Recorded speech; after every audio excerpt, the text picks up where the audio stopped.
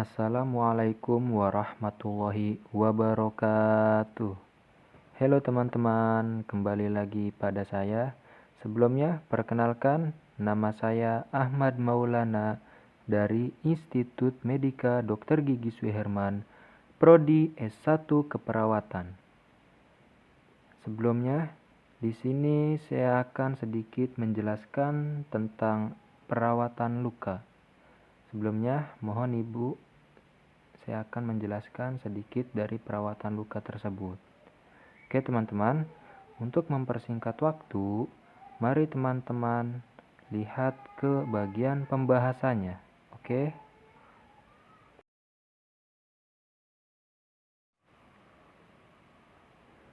Baik teman-teman, untuk mengetahui lebih dalam dari perawatan luka ini, mari kita lanjut ke pengertian luka. Jadi, perawatan luka adalah tindakan merawat luka dengan upaya untuk mencegah infeksi, membunuh, atau menghambat pertumbuhan kuman atau bakteri pada kulit dan jaringan tubuh lainnya. Jadi, luka pada kulit adalah, terutama luka terbuka, perlu mendapatkan perawatan yang intensif. Hal ini karena luka terbuka dapat dengan mudah terinfeksi oleh virus dan bakteri penyebab penyakit. Nah, sebelum kita masuk ke perawatan luka, mari kita membahas kulit terlebih dahulu, teman-teman.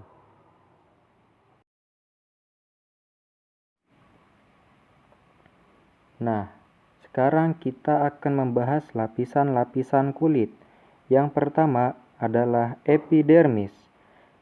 Epidermis adalah jaringan yang tersusun dari lapisan sel-sel yang menutupi permukaan. Epidermis juga berfungsi melindungi bagian tumbuhan dari segala pengaruh luar yang merugikan. Misalnya, perubahan suhu, kerusakan mekanik, hilangnya air melalui penguapan, dan hilangnya zat-zat makanan.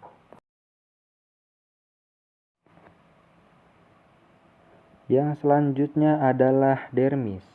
Jadi, dermis adalah lapisan kulit yang kedua di bawah lapisan epidermis. Nah, dermis berfungsi untuk mendukung epidermis dan memiliki struktur yang lebih kompleks. Struktur penyusun dermis terdiri dari serat elastis, serat retikular, dan serat kolagen. Hal ini dibagi menjadi dua lapisan. Area dangkal berbatasan dengan epidermis disebut daerah papiler, dan area dalam tebal dikenal sebagai dermis retikular. Dermis erat terhubungan ke epidermis melalui membran basal. Adapun komponen struktural dari dermis adalah kolagen. Yang ketiga adalah hipodermis. Jadi, hipodermis adalah lapisan yang berada di bawah lapisan dermis dan berfungsi untuk melekatkan kulit dengan otot atau tulang, menyuplai pembuluh darah, dan mempersarafi kulit. Adapun fungsi dari hipodermis adalah yang pertama untuk menahan terhadap benturan ke organ tubuh bagian dalam. Yang kedua, memberi bentuk pada tubuh. Yang ketiga, mempertahankan suhu tubuh atau insulator. Yang keempat, menyimpan cadangan makanan seperti energi. Dan yang terakhir adalah memproduksi hormon leptin. Nah, bicara soal luka, perlu diketahui bahwa luka terdiri atas dua jenis, yaitu luka akut dan luka kronis.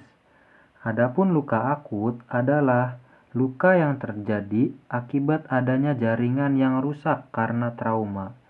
Luka jenis ini bisa didapatkan secara sengaja, seperti dalam luka prosedur bedah atau karena kecelakaan yang disebabkan oleh benda tumpul, proyektil, panas, listrik, bahkan kimia ataupun gesekan. Yang selanjutnya adalah luka kronis. Jadi, luka kronis adalah luka yang tidak bisa diatasi dengan pengobatan selama jangka waktu tertentu, biasanya 4 minggu, dan menjadi mandek pada fase inflamasi.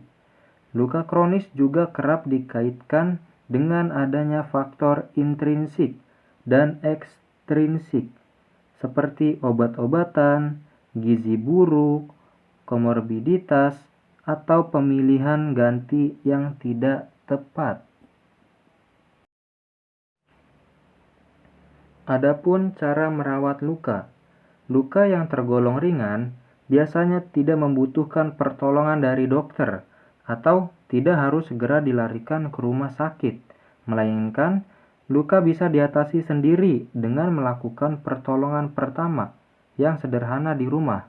Seperti yang pertama, perdarahan pada luka gores dan luka ringan biasanya bisa berhenti sendiri jika tidak dihentikan perdarahan dengan cara menekan luka dengan lembut dengan menggunakan kain steril atau bersih.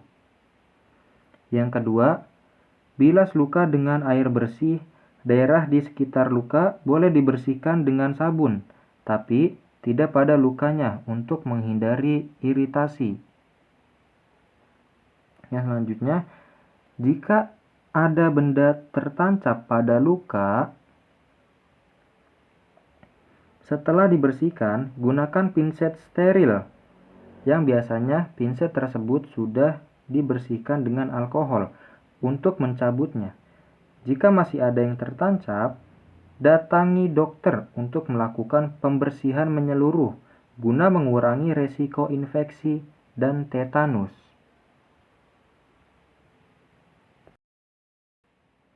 Yang selanjutnya, oleskan krim atau salep antibiotik tipis-tipis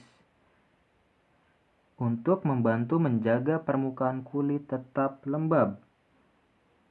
Obat tersebut memang tidak menyembuhkan luka dengan cepat, tapi setidaknya bisa mencegah infeksi dan membantu proses penyembuhan secara alami. Namun, jika ruam muncul, segera hentikan penggunaan salep tersebut. Yang selanjutnya, tutupi luka dengan perban untuk membantu menjaganya tetap bersih dan terhindar dari bakteri. Jika luka atau goresannya kecil, tidak usah diperban. Yang selanjutnya, ganti perban secara teratur, paling tidak sekali dalam sehari atau setiap kali perban basah atau kotor.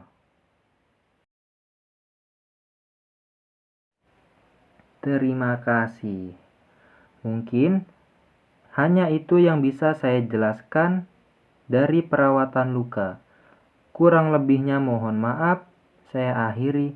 Wassalamualaikum warahmatullahi wabarakatuh.